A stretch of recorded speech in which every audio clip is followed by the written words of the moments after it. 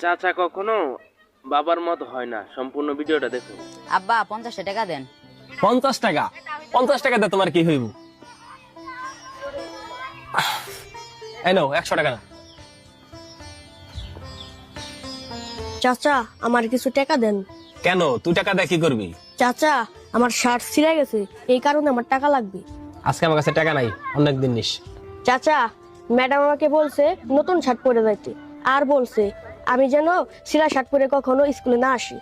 তোর ম্যাডাম কি বললো তাতে আমার কি? আর তুই মুখে মুখে এত কথা বলছিস কেন?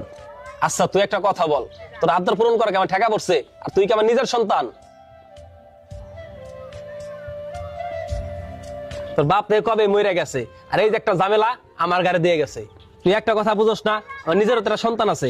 আমি তোর ইচ্ছা পূরণ করবো না নিজের সন্তানের ইচ্ছা পূরণ করবো? আর তুই যখনই সুযোগ পাস তখনই একটা না একটা আবদার করে